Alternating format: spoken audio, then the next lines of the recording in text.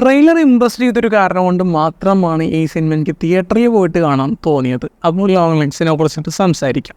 So let's get started. ഒരു FBI ഏജൻറ്റിന് സംഭവിക്കുന്ന കുറച്ച് ഇൻസിഡൻസിനെ പറ്റിയിട്ടാണ് ഈ സിനിമ സംസാരിക്കുന്നത്. ഇതൊരു ഹൊറർ മിസ്റ്ററി ആയിട്ടാണ് വന്നിട്ടുള്ളത്. ഞാനിതിൻ്റെ ട്രെയിലറിൻ്റെ കേസ് പറയുന്നത് കാരണം എന്താണെന്ന് വെച്ച് കഴിഞ്ഞാൽ അത്രയും കിടിലമായിട്ടാണ് ഈ ഒരു സിനിമ ട്രെയിലർ കട്ട്സൊക്കെ വന്നിട്ടുള്ളത്. അപ്പോൾ അത് കണ്ടപ്പോൾ തന്നെ എന്തായാലും ഈ ഒരു സിനിമ കാണണം എന്നുള്ളൊരു എക്സൈറ്റ്മെൻറ്റ് ആ ഒരു ട്രെയിലറും കാര്യങ്ങളൊക്കെ തന്നിരുന്നു.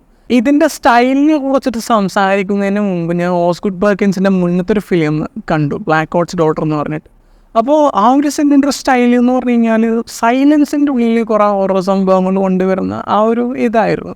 വലിയ സ്റ്റോറി ലൈനും അങ്ങനത്തെ സംഭവങ്ങളൊന്നുമില്ല, സിംപ്ലസ്റ്റിക് ആയിട്ടുള്ള സെറ്റപ്പേ ഉള്ളൂ. പക്ഷേ അത് പ്രസൻറ്റേഷൻ കൊണ്ട് അത്രയും നൈസായിട്ട് പോകുന്നൊരു പരിപാടിയായിട്ടാണ് തോന്നുന്നത്. ആൻഡ് മെയിൻ കാര്യം ഈ സൈലൻസ് തന്നെയാണ്. പക്ഷേ ബ്ലാക്ക് ഹോർസ് ഡോട്ടർ പോലെ അങ്ങനെ മൊത്തത്തിൽ സൈലൻസിൽ നിർത്തിയിട്ടില്ല, എന്നാലും അങ്ങനത്തെ കുറച്ച് സംഭവങ്ങൾ ഇതിൻ്റെ അകത്തും ഉണ്ട്.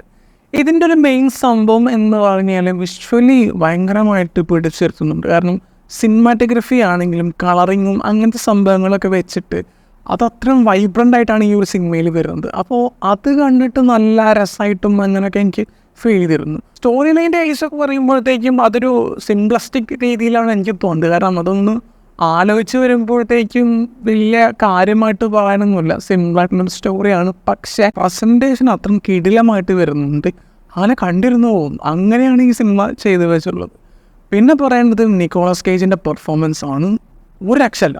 കാരണം അത് സ്ക്രീനിലോട്ട് പുള്ളിക്കാരൻ വന്നതിൻ്റെ ശേഷം എന്തോ ഭയങ്കര പേടിയായിരുന്നു അദ്ദേഹത്തിനെ കാണാനായിട്ട്. അങ്ങനത്തെ ഒക്കെ ഒരു രീതിയിലുള്ളൊരു പെർഫോമൻസ്, അങ്ങനെ പെർഫോമൻസ് കൊണ്ട് അദ്ദേഹം ഈ സിനിമയെ ഭയങ്കരമായിട്ട് ക്യാരി ചെയ്ത് കൊണ്ടുപോയിട്ടുണ്ട്. പിന്നെ ഈ സിനിമ ഫോളോ ചെയ്യുന്നതൊരു സ്ലോ ബേൺ നരേറ്റീവാണ്. ഇപ്പോൾ തുടക്കത്തിലൊന്നും അങ്ങനെ കാര്യമായിട്ടൊന്നും ഫീൽ ചെയ്യില്ലെങ്കിലും ഇങ്ങനെ പോകെ സംഭവങ്ങളൊക്കെ പ്രോഗ്രസ് ചെയ്ത് വരുമ്പോഴത്തേക്കും ആ ഒരു മൂഡിൽ ഇങ്ങനെ കണ്ടിരുന്നു പോവാം എന്നുള്ള രീതിയിൽ പിന്നെ അങ്ങോട്ട് അതും വെച്ചിട്ട് തന്നെയാണ് ഈ സിനിമ ഡെവലപ്പായിട്ട് പോകുന്നത്.